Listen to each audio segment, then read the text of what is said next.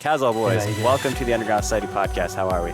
Really good, man. Thanks for having us on. How did you guys meet? How was the Caslow project born? One day we were like, I have a guitar and I'm real bad.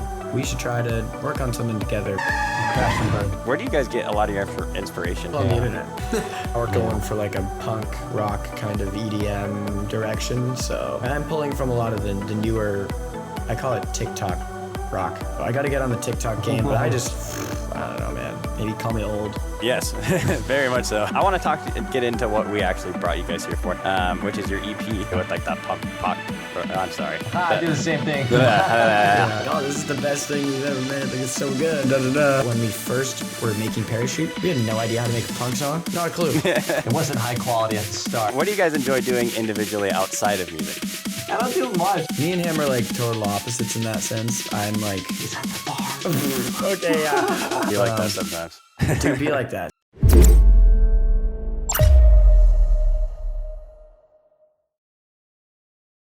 Caslow boys, welcome to the Underground Society podcast. How are we? Really good, man. Thanks for having us on.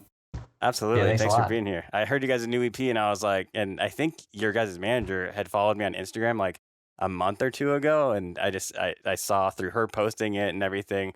Your guys' new EP came out and you guys did a collab with Micah, who have also been on this podcast before. I love your guys' music. I've been listening to your guys' music actually for a while before you guys came out with your new EPs. Oh, sick. Thanks, Awesome. man. Yeah, Thanks so much. Of course. Appreciate it. So before we kind of get into this, I kind of want to know the story of the Caslow project. How did you guys kind of first meet? I know you guys both live in completely separate areas, so Yeah. I know that must be a challenge. But how did you guys meet, and how was the Caslow project kind of born? So, there's a sample pack company, like a music kind of producer company. It's called Cymatics. It's a pretty popular company anyway. We were using their platform called Academy FM. It was like a learning kind of platform. So we were both posting our like tracks or whatever, we were working on in the feedback section for other producers to like give us feedback and stuff. And Natalia was kind of like just starting to get into the EDM space. He was trying to make EDM. He used to like be a composer. He kind of composed for like indie games and like short indie films and stuff like that. He was more of a composer trying to do EDM stuff, and I was making EDM stuff, but I was wanting to go into like a more melodic EDM realm. Like I was making dubstep and like just like house music and stuff that didn't require an instrument. But I was like heavily inspired by Elenium at the time, and a lot of that like melodic sound that was kind of just like popping off back then. And so we just kind of connected online, like commenting on each other's stuff, and then I think we added each other on Facebook and just like started talking, and then one day we were like, we should try to work on something together, and then RL Grime That organically happened. Yeah, RL Grime was hosting a remix contest for his song like I Want to Know, and oh, cool. Yeah, he did with Daya back then. Anyway, we decided to try out a remix of it together, and yeah, at the time we thought it was amazing. We were like, oh, this is the best thing we've ever made. Like, it's so good. Never wound up releasing it. Never even entered it. Never even entered it in contest, but it's It crashed and burned. Yeah, it crashed and burned. It actually turned into original for a while, and then that was the first Caslow song that never happened. But yeah, so then after like we did the remix or whatever, we were kind of just like, oh, this is like awesome. And Natalia had wasn't really uploading music anywhere. Like I think you had done a couple online remix contests or whatever too, but he didn't have any like a brand. He didn't really have like any music uploading, like none of that. And I didn't really either at the time. I just kind of had my own solo stuff as a DJ mostly, and I didn't really have any music release. Or either you guys like actually releasing anything yet? I had released like one track, and it was a collab with a buddy. It was a bass house song. But Got it. That's still on the internet. But yeah, and then that was it though. So we were like, well, why don't we just team up and make a project together and see what happens? And where did the Caslow name kind of come from? What does Caslow mean to you guys? A lot of my like DJ names and projects before, I'd always used my last name Low. Like my last name was Below. And so one day at work, I was just kind of like low from what could work with low, and then I just thought to myself, well, his last name is Castelli or Castilli, whatever you pronounce it. So I was like, Caslow. Combine them. Put them together. Yep. And then I looked it up and no one had it online. There was no no URL, no name, nothing, which is pretty rare nowadays that nobody on that has that. So yeah, we were like, well, let's roll with that. Like that. And then we locked it in and made the socials and got a logo made and all that stuff. Yeah. And, all the early branding stuff. Yeah, we had all that stuff done before any of the music happened. Like we just kind of had to. Interesting. Yeah, like we had to lock down all the socials, right? So as soon as we came with the name, we just made accounts on everything just so we could like have the name. And then it was probably like another, few months, maybe 6 months, 7 months until music came out. Maybe more than that. I think, we did like the remixes. Yeah, we did, we did stuff on SoundCloud for for 6 months or a year before we had any a whole year before any originals came out. Yeah. Mm-hmm. Nice. I think we put out like 10 remixes in 1 year. It's like almost a remix every month, and then finally we put our first song out with Ghost Dragon. That was the first one. Yeah, Ghost Dragon's fire. I love it. Yeah, Love Ain't Changing was our first song. Okay, you guys were on that. That's right. Mm-hmm. What was your first remixes and stuff? What songs were you guys remixing back then? Was it like a lot of this along the same lines as like the melodic bass stuff that you guys produce now, or was it? Yeah, it was kind of just like whatever we could get a studio a cappella on. Really, I mean, we would kind of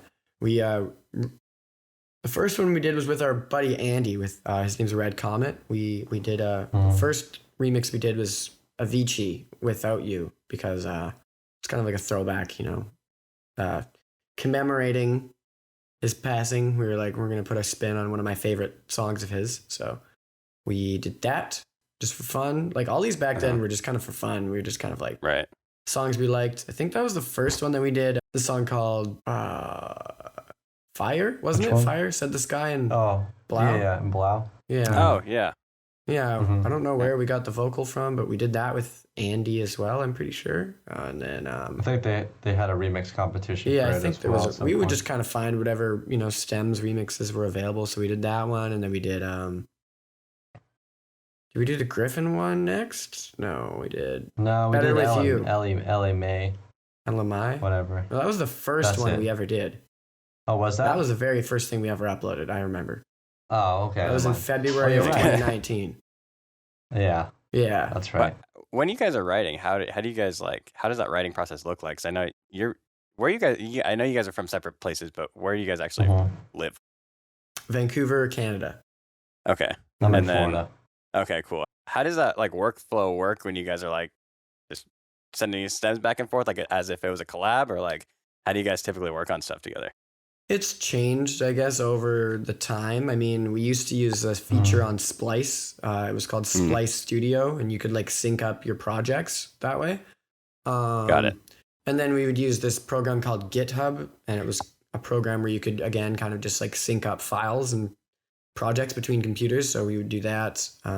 We would hop on Zoom calls. We worked a lot over Zoom.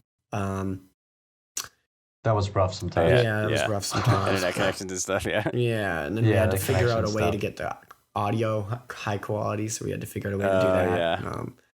But yeah, what is that process? How did you guys figure out how to get high quality through there? Because I've never been able to figure that out. It wasn't high quality at the start. Oh, okay. No, yeah, it wasn't. So then there's a plugin you can get for your DAW called the Listen To. And it routes the audio out of Logic or Ableton or whatever.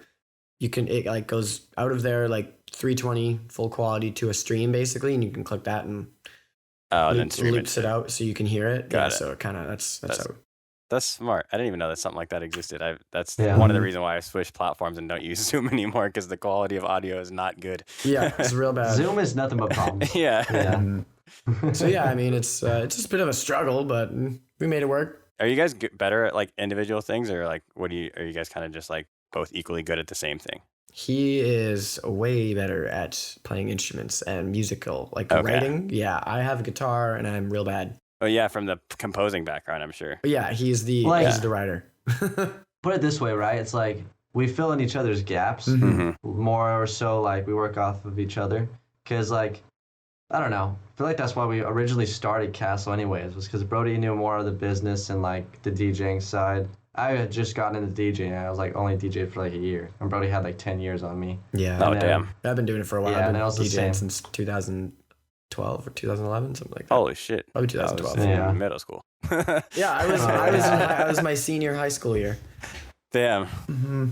Yeah, well, actually, So, no, yeah. 2012, I've graduated in 15, so 2012 was the senior class my freshman year. That's right. Yeah. Yeah. I was grade 12, so I Okay. graduated Yeah. in 2012. So Yeah. Where do you guys get a lot of your inspiration? I know you mentioned Millennium and stuff, but do you guys, as a composer, especially for you, do you pull a lot of inspiration from elsewhere than like other people Yeah. who produced a similar type of music?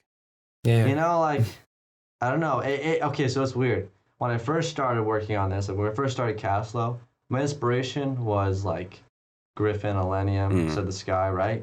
But now I feel like it's gone backwards. Like it's now, I don't know. I've looking like okay, so my main like genre I listened to was like 60s, Motown, like old R&B interesting. stuff. yeah. He Yeah, listens really to a old. lot of that Interesting. stuff. That's sick. Yeah. So like I used to pull from the new stuff that I wanted to write, but now I pull back from like where I started. 'Cause I feel like the writing today is just 4 chords. Back then, it's like composition. So Yeah, I don't right. know. I pull from that more than like anything now than I used to. And rock Sick. stuff like that Brody sends me. Yeah, because now we're kind of Yeah. going for like a punk rock kind of EDM direction. So I'm pulling from a lot of the newer, I call it TikTok rock that I've TikTok rock. all these new bands that kind of blew up in 2020 once pop punk got popular again. Isn't it such an interesting thing at like TikTok and just how people can become famous like overnight? It's wild. It is wild, bro. Like it's. Wow. I mean, I Yeah. don't know. I'm 50-50 on it. I mean, I like that it gives like independent and upcoming artists like, it's easier than ever. Like before you literally had to like sign to a major label. Like you wouldn't blow up unless you signed to a label. Like back There was in, no way to do your own advertising. Or and or before social marketing or media, anything, like in 2005 or whatever, no, you had to be with a major label. Otherwise there's no way your band would break. Yep. But then social media came around and then TikTok. Now it's easier than ever. Now the barrier is minimum. You just got to upload some content, and if you feed the algorithm, it'll go viral. And if people like it, Yep. that's it. So Yep. Got to be consistent. The main thing is just being consistent about posting, man. yeah, and Keep we posting. have been lacking on that. That's my bad. So I got to get on the TikTok game, but I don't know, man. Maybe call me What do old, you guys- but I don't like What do TikTok. you guys like individually? But what do you guys social media wise? I'm an Instagram person. Me What do too. you guys like? Instagram's my main. Instagram. Yeah, I like Instagram. It's just the easiest straighthtforward platform. I feel like. Yeah, TikTok's And confusing. yeah. I can't work it. Too old. Yeah, I don't understand the algorithm on Don't TikTok like at it. all. Yeah. Yeah. What do you guys enjoy doing individually outside of music? I don't do much. Like literally Just I music just or work? moved. Yeah, so I don't have that many friends. I have like music friends here, but I don't see them often, Yeah. I think the only thing I do is I will work on the side, hang out with my girlfriend, and play games. That's literally all I do besides music. Are you a gamer through like are you on Discord and stuff and game online a lot? Yeah, I play with Yeah. my friends a lot, so if they're not playing, then I'm not on. It's Yeah, only like, yeah. to pass some time. Yeah. So. What about you, Brody? Yeah. Me and him are like total opposites in that sense. I'm like, He's at the bar. I have a lot of friends in Vancouver, like a shit ton. I know everyone here. And Nice. so like, yeah, I mean, there's always a show pretty much like every weekend. I'm really involved in the EDM community here. Like I go to shows a lot. I go to clubs a lot. I go. Vancouver is pretty poppin' too for our scene. Oh yeah. Especially bass music. Yeah. It is. Yeah. And then I'm going to go to Borgore this weekend. I'm pretty sure. Sweet. And then, I mean, I do that. Then also it's like Vancouver, Canada is very outdoorsy. So I go like fishing a lot. I go camping a lot. I go like skiing, snowboarding. I do hiking a lot. I go like Nice. swimming. Like I just, I love Canada. I love where I live. So I take advantage of the nice outdoors. I go to beaches too, but Absolutely. not quite like Florida beaches, but Yeah. Have you been over to the one time that I've been to Canada? I went to Calgary and I went to Banff and went hiking over in that area. Have Oh you been yeah, to- in yeah. Alberta, in the Rockies there. So nice. Yeah. Such a cool area. Mhm. Well, I want to get into what we actually brought you guys here for now that we kind of got a chance to get to know you guys, which is your EP, Not a Phase. Can you tell me a little bit about like what went into writing that and kind of, I know it's a kind of a new direction for you guys. It sounds a little different than what you guys have put out before. What kind of went into making that EP? So I guess we have been like dipping our toes in this like rock EDM adjacent stuff. Rocktronic, as they call it. Yeah, rocktronic. Yeah. Like kind of the whole time that we've done Caslow, like I've always had that influence. Like, you know, speaking of those free SoundCloud remixes, I think we remixed a Dirty Little Secret by All American Rejects. Yeah. Yep. We did that like pretty early on. That was in 2019 or 2020. Yeah. It was released like 2019 December or something. Yeah. Like it was very early on in Caslow. And I still play it in every set still, like 4 years later or whatever. Yeah, and that was just because I told him one day, I'm like, why don't we throw back, like, remix a 2000s pop punk throwback song? No one would expect it. It'd be really cool. We did, and so I kind of knew as soon as we did that I was like, this could be a thing. Like, I think this could be a thing. No one's done this. Like, it could be a thing. And so yeah, we worked on a track with Kellen Quinn from Sleeping with Sirens later on. Oh yeah, we did a track with him in 2021. It released. But we made it, I think, in 2020. Mm-hmm. Yeah, that took us a while. We worked on that track for like 6-7 months or something. Like, oh wow, I think it was almost a year. Almost a year, maybe. Yeah, like that track took forever to get it finished. It'd be like that sometimes. It'd be like that. So yeah. I mean, we were kind of like dipping our toes in, like half and half, kind of with this rocktronic vibe, and then we were just kind of making whatever at the time. Like we kind of went through the melodic thing. We did some pop stuff, and then we were like, let's. Nat started listening to more rock music too, and we were just kind of starting to get tired of it. Like we would we used to have like Seven Lions or like all those other bigger melodic guys. I would like listen to each song and be like, oh wow, I love all this stuff, and then it just started getting really tired after like 4 years. It just kind of like the melodic bass wave to me ended. It died out. I was just like, I'm done with this. I don't like this anymore. I mean, I still like it, but I just got tired of everything being the same. Like, it was just like the same super saw drops over and over. Yeah. I was like, you can only do so much with it. So we were like, let's make punk rock songs. And then we were just like, let's combine it with electronic. So in the beginning, we didn't really know like what we were doing. I would say some other people that have done it so far, like Said the Sky and these other guys, there's still sound. Millennium too. There's a lot of Millennium. Oh yeah, a lot of Millennium too. But there's still kind of, I think, to me anyway, sound more electronic than rock. Yeah. Where ours are kind of just straight up a your pop new punk EP song. Yes. Yeah. Just very we much tossed so. a rock or we just tossed a drop at the end. Like that's where I think we're gonna do it a little differently. Like we're kind of just like doing straight up pop punk songs and then just trying to incorporate some electronic in. We're just trying to do something different. Honestly, we just wanted to do something that excited us. That was kind of what the idea was. We were just like, we just want to make something different. That was it. What are your guys' favorite tracks individually off this EP, and why? That's a tough one. I think Your Boyfriend's Car is my favorite one. I just liked Say We Can Fly for a long time. I loved his vocals. I still remember the first time he sent me that vocal, like even the rough demo sketch or whatever, when I was on a bus heading to work one day. And the first time I heard it, I remember like goosebumps. Like I listened to that like the whole way to work, like 5-6 times in a row, like that little, half recorded like loop. And I was like, this is amazing. It's so catchy. Like I would just right away was like, this is it. Like love this.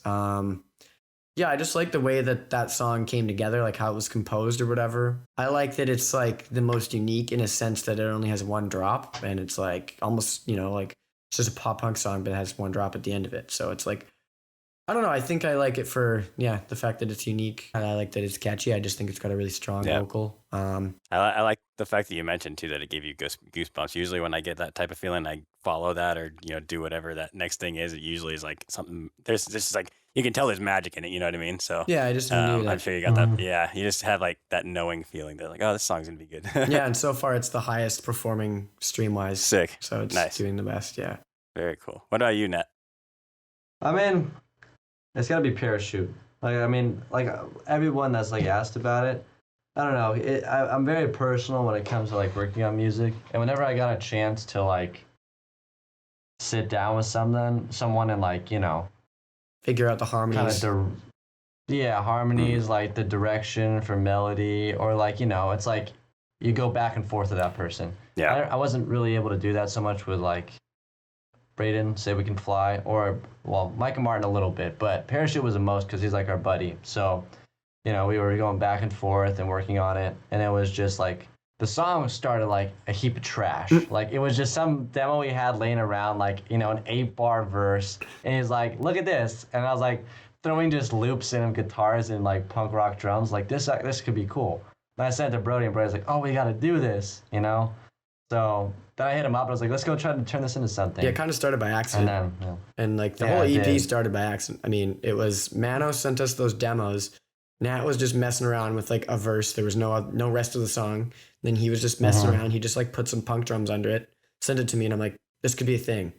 And then we started working on it. Then we got the first song finished, and we're like, maybe we just do an EP, because we knew that like it was so different than the rest of our music. Right. We were like, we have to do something like package it. Yeah, it's got to kind of be its own thing. We can't just throw it out there and a one-off, And then at the time, I wanted to rebrand us. I wanted to, help us stand out from everyone else. I found like we didn't have like a brand, so to speak. Like we just made this like pretty kind of EDM pop music, but like there was no like cohesive package.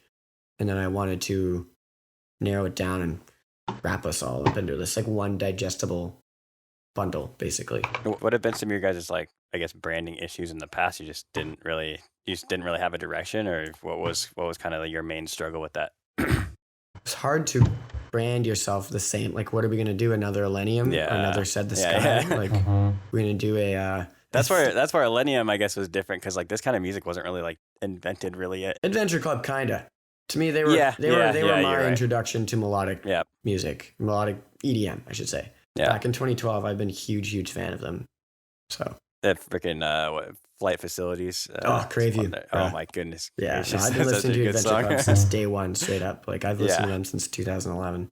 Yeah, them and then early Flux too, kind of. Was that early stuff that he had. There's also, what is it? Kind of hard too when you have like all these releases that we had on labels, and they all had their own artwork. Mm-hmm. And then when you post all that artwork, there was no like brand. It was like random this, random that. But now it's like we're trying to keep it all. Yeah. So. And it's cool, kind of the new like lane, I guess. If you continue out this new sound that you guys kind of showcased in the EP, it's kind of cool that you guys, now that you guys have started carving out a lane, you guys can actually have like a North Star developed for yourselves now too. I've struggled the same thing with this podcast in the past. Like when I first started, I just wanted it to be like an FM radio station, and like now it's like more aimed and more geared towards like helping the people who want to be in this industry. So it took me like a good year and a half to even figure out like the purpose of it. So I could even it's kind of same thing with an artist project. Kind of figuring out what lane you're in and how you're going to be different is super important to gain traction and kind of build a name for yourself too. Yeah, I think that was part of this, was just like we had to figure out what we wanted to say and kind of like who we wanted to be.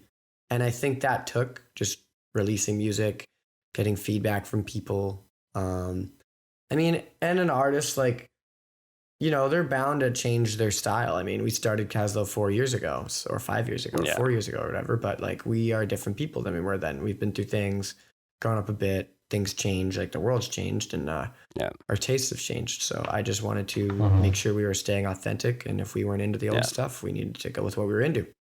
You guys are also managed. I know management sometimes helps with like branding and stuff like that's kind of their job. You guys are with Warpath, right? Yes. When did that kind of happen? When did you guys join their team, and how has that kind of been since you guys have joined them? I guess 2021, I think we joined, right? Officially, it was 2021. Okay. We joined them a couple years ago. But Tim noticed us pretty early on, I want to say, and just kind of just like helping us out, whenever we had questions or whatever, we could just kind of turn to him. When did he hit us up, like in 2019 or something?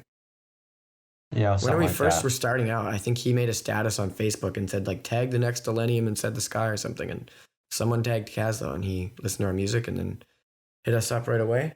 Perfect. Mm-hmm. Awesome. How worked out for the better. How have things kind of been since you you've been with them. Did you guys have any other offers when that kind of happened, or was it just primarily them? No, I think we were with some other one, right? Weren't we for a little bit? I don't think so. With Tim?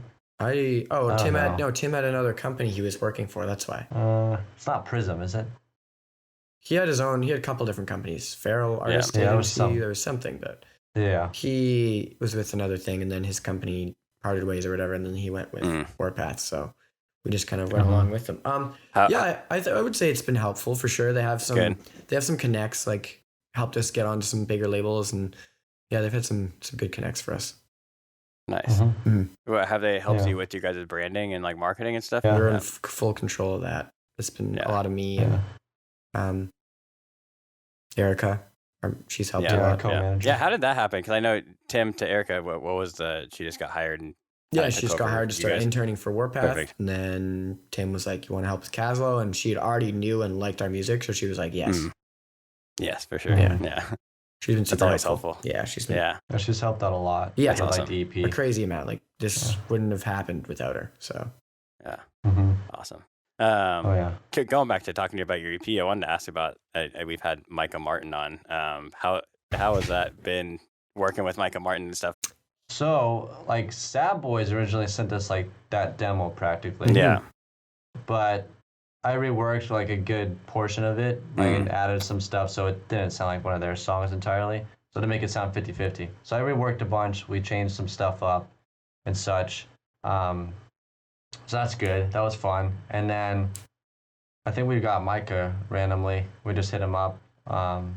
He was actually pretty hands-on too, though. He even joined on a call. Was what should we do? So, but he did all that by himself. It was like, should I do this? Should I do that? I was like, yeah, go for it. And then he came back with actually a really solid demo. So we're all happy with it, Sweet. Yeah, Mike has freaking been on everything. Zomboy, Jaws recently. Oh my goodness. He's been all over. Yeah, no, he crushed it. He just kind of sat down and cranked it out in one writing session. I think he was drinking or something, partying. He's like, I'm gonna write a song. Boom, wrote a song. Yeah. Perfect. Okay. Yeah, this is sounding dope. I know. He's definitely one of those like full send type of people too. Oh yeah, he goes I like him. I think if we hang out and we'd be a good time. I'm similar to that too. I think he's crazy talented. I've loved his other songs he's featured in before, so I definitely have wanted to work with him for a long time. How are you guys feeling about moving forward after this EP and this new sound? I'm sure it sounds like you guys are kind of sticking with it, planning on sticking with that new direction, your new brand. How are you guys feeling? Confident, or you guys still kind of feel like you're in the trial and error phase, or what are you guys feeling right now? We're not fully, I guess, leaving our old sound in a sense. Like I think our very next release is kind of a throwback to our old sound, because like we have to please both spectrums, right? Not everyone's gonna like the new sound. I mean, 99% of people did, but there was some people that were just kind of like, we like the old Caslow. And I was like, okay, well, don't worry, it's not entirely gone. It's just we're gonna. But a lot of the new music, that was an older song that just wasn't released till this year. A lot of the newer songs have been this style. But yeah, I think moving forward, it's gonna have to be a balancing act. I think we're gonna have to keep everyone happy. We're gonna have to still be an EDM to a sense. So we're gonna have to balancing act going forward. But I do want to figure out how that crossover is gonna blend together a little better. Yeah. But I do want we are continuing with this branding, like the pop punk branding. Like everything's gonna stay like this is us now for sure. I really like the cover of your EP too. Where did you guys get that artwork done at? Crazy, man. So my buddy Brennan, their company is called Mind's Eye Creative. Shout out them. He they drew that. Like they just had a whole bunch of pictures drawn, like hand drawn, and then he put them all on a table, took a bunch of photos of this like crazy artwork, and then one on his computer did the editing and all the Photoshop but yeah, it was like a fully hands-on, like real life project, and that's everything was drawn. I think it was too, all like you said, hand drawn. That's hella cool. It fits perfectly with like that pop. I'm sorry. I do the same thing. Pop punk stuff. Yes. Yeah. No, we definitely like gave them. We sat down and we had I've had this idea in my head the whole time, and like I remember when I found the idea for the cover art. I was walking. It was the winter time. I was walking down the streets of Vancouver. And there's a big like snowbank or whatever. and I saw this like rose that someone had thrown out in the middle of the snow pile. It was like white around it, and it was just like a rose sitting in the middle. It's kind of like dead, sort of wilted, with like leaves all around it. And I was like, wow, that was really cool. Like it just like something about it was beautiful to me. I was like, I don't know, thought it was beautiful. I even took a picture of it on my phone because I was like, this is sick. Like something drew me to that. And then when we were trying to think of the EP covers, I was like, I think I know what I want to do. So I sent Brennan this picture of the rose, and I was like, this is my like idea. I want to do a rose. And then he's like, okay, well, let's build off this rose idea. And then I said, okay, how can, we had many meetings where we sat down and we're like, how can we incorporate this like pop punk edgy kind of 2000s aesthetic into this like rose idea? And then we came up with the idea that we have now. And yeah, I mean, he helped his company and they helped us with this rebrand. Right. Yeah, for sure. So, I mean, we had many meetings figuring all this stuff out.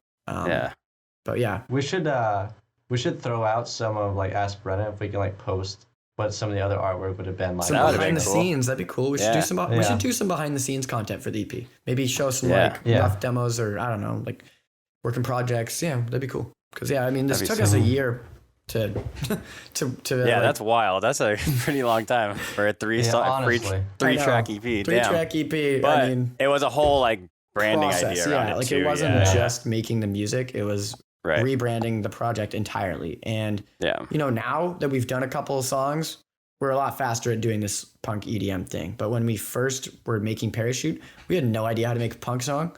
Not a clue. We were just like, we don't do it. We're like, this is a first. It's like, so it was a learning curve for sure. Yeah.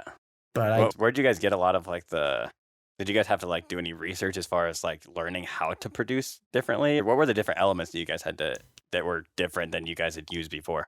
The live drums, like we had to use live, rock drums. So we had to sound sick, by the way. It gives it such a different feel than like anything EDM. So yeah, thanks. Yeah, I thought so. I thought that was really cool. I thought that was one thing. I was like, we need like real drums. Like it needs to be, so we got different plugins for that. Basically, we had to start using different plugins, different guitar amps to get the more crunchier sounds. Like we had to. So everything you were using was like basically learning how to just basically write out of those new elements. Nat had never, Nat was used to playing like melodic like bass, so he had to learn like almost to simplify things down to punk rock chords, and playing his guitar differently. He had to learn how to record differently. Like it was a whole process to figure this out.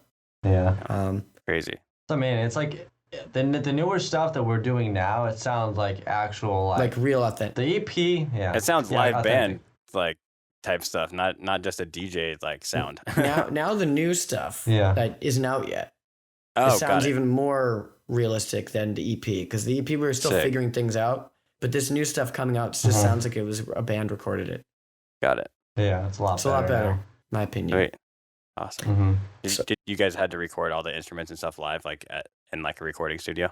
Yeah, if you can see behind him, he's got a recording studio in his house. I wish basically. I could turn. So he's got a piano, he's got bass, he's got guitars. I mean, there even is a drum kit in his house, but no, we didn't. We used a virtual drum kit. Nice. Well, not moving forward past the EP, then with talking about the new stuff. Do you guys have any like shows coming up? Is there anything that you guys are looking forward to for the rest of the year?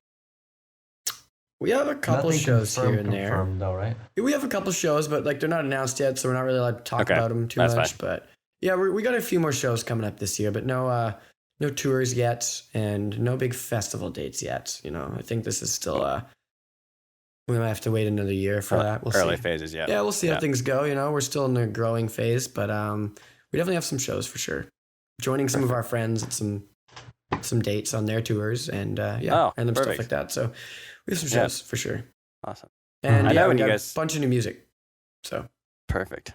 I know you guys started Caslow. You guys actually didn't, with the whole COVID pandemic stuff, you guys didn't even play a show together for the first little while, right? Like 2 years. When did you guys' first show finally happen together? San Francisco. 2021? 2021? Yeah. San Francisco. Oh, sweet. November, once Canada was like allowing people to travel. That's close to me. I live like 30 minutes from San Francisco, so that's cool. Nice. Yeah, we where are you at? I live in Hayward. Oh, cool. We played in Berkeley. East Bay. Yeah, okay. Berkeley is like 20 minutes from me. Yeah, that's where we played. We played at Cornerstone, Berkeley. Oh, cool. Very cool. Yeah. I think I'm seeing Flume there in September. Sweet. Oh, he's playing there, really? Or no, not there. Somewhere else in Berkeley, but somewhere else in Berkeley. I actually think we might.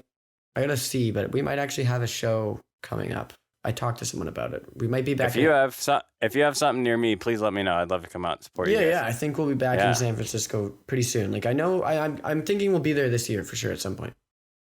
How did that first show go, though? I mean, once you guys actually got to play together, was it just like a surreal feeling, making music together for a couple of years and then finally being able to like actually perform together? It was cool for sure. We had Nat have his piano live and guitar live, but that was something we were new at, so it wasn't rigged up quite properly. It was a little janky, I think moving forward, because we're gonna bring a guitar in. I mean, obviously Nat can't travel around the world with a piano, but and since we're doing the punk stuff though, he'll be traveling with his guitar. Like I'll be doing a lot of the DJing, he'll be doing a lot of the like live guitar parts and like rocking out. So we're eventually, I might even, get like a drum pad thing like Elenium used to do, so we can kind of do like a hybrid band thing. I don't know what it's going to turn into, but that's kind of what we want to do. Do you guys plan on playing shows separately ever? Or are you guys like for sure always going to be together when you perform? We've done a few shows separately for sure, especially in this early stages where we're not like the biggest name, so they can't afford. Some places can't afford to pay for all the flights, all the hotels, for everything, right? So depends on the offer. I've played a couple shows in Vancouver here, like just support slots. Like Midas is a name. He came through here. I supported him, and Jana, she's a name, came through Vancouver. I supported her. Like, if there's like support slots like that, I'll just do them if it's like a touring artist coming through Vancouver. But we're playing a bigger festival type thing in Vancouver coming up this summer, and Nat's gonna fly out for that one. Nice. That'll be pretty fun. Yeah. So I know Zed's Dead, even for an example, they sometimes I've seen Zed's Dead where it's just one of the guys and then someone else. Like, even as you guys get bigger, you guys can almost double your income if you guys have two different shows going on at the same time. Yeah, so. if we didn't want to travel, one day, one was in say LA one day, and one was in Florida. I'll do the LA show, he'll do the Florida show. It's kind of like yeah, I've seen Zed's Dead. I've seen Knife Party was the one guy. When I saw Adventure Club, it was just the one guy one time. Like can't always both come to both, so it's like it's cool that we can split up like that. One day it'll happen. No, one day both do the same show, but for now, right? It's just how it has to be. Awesome. Well, is there anything else that you guys would like to get out there? We got a song coming out in April, May. Yeah, nice. May. It's pretty soon. Another one. Be a good one. I mean, that EP was just like all we'd been working on for the past little while. Yeah. So, I mean, I would say, just looking forward to the new music, looking forward to, playing more shows, meeting more fans, just kind of growing the Caslow fam. Getting more into the rock space, seeing how that's going to go. For any producers watching too, like we do post a lot of stuff on Instagram, YouTube, and like Patreon. I was going to ask you guys if you guys had a Patreon. Yes, we do. What kind of stuff do you guys put on there? Everything. Like if people want our samples, they want guitars, they want anything from us. Like I go into detail about how we record everything, how we produce it. Like we're just trying to teach people what we know. It helps supports us. We have a cool little community there for sure. We have a Discord. And focusing more on YouTube. That's something I'm going to start doing, because I've realized actually we do almost have like 2,000 subscribers. Like we should probably start. Yeah, I was going to say. We should probably start uploading and using our platform, and we can start, drafting or directing traffic to Patreon or to Discord or, I just want to keep building our little communities and maybe do some more remix contests. Those were cool, connecting with everyone. Yes. Oh, yeah. Are you guys, that'd be cool to get you guys to do like for your guys' EP, do a remix contest or something. That'd be fun. You could bring it up. I mean, the management, they were like, this EP needs to stand out on its own. They don't want to do remixes, which confusion. I see that, but like, I don't know. I don't see any remixes as ever being a harm. For me, it's like something more to put in a set. It helps promote. Yeah, and more promotion, man. Like the more people throwing their name out there on it, it's like, go ahead. I like that. So awesome. And good chance for other producers too. Yeah, like really absolutely. Totally, man. Like we've had so many people hit us up already asking. They're like, can we remix your boyfriend's car? And we're like, not allowed yet. No. Yeah, not yet. We'll see. Well, before we wrap up, do you guys have any questions for me? You don't have to. I just throw that question out there. I mean, if I'm in San Fran, we'll definitely link up. Yes, like, please. We'll totally link Definitely. up. Grab some Let food me or know. something. Yeah. You got to show us the spots to be, you know? Yes, Yeah. I've only lived out here for the last couple of years. I'm originally from Sacramento, but Cool. so okay. I'm still learning and exploring myself. But yes, I do know some good spots. Perfect. Yeah, We'll definitely do that. yeah. Let me know if you guys when you guys are here next. Where can the listeners find you and follow along your journey? What are your guys' socials and whatnot? At Caslow Official. Just Caslow Official on every platform. Caslow on Spotify. We got it all pretty dialed in. It's all one thing.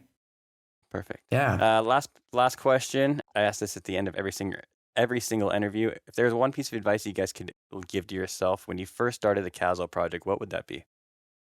I would say don't quit. Don't quit. Well, Yeah. we haven't quit. And my number one. Were you quitting? Well, Yeah. no, not us. Oh, But like a lot of our friends have quit. true. Yeah. That's how you You set know. yourself apart, man. Like, Yeah. they could be doing for I've seen a lot of people, do similar work as, people that I know are different artists and stuff. And what makes them stand apart is, whoever's the last man standing, really. Honestly, Yeah. yeah. My advice would Keep grinding. my advice would probably be like just be authentic, be you. Yep. I think people are gonna I think now, like with TikTok and with AI and all this stuff, like, people are gonna want a curated experience. They want to connect with you. Be yourself, be authentic, make the music you want to make.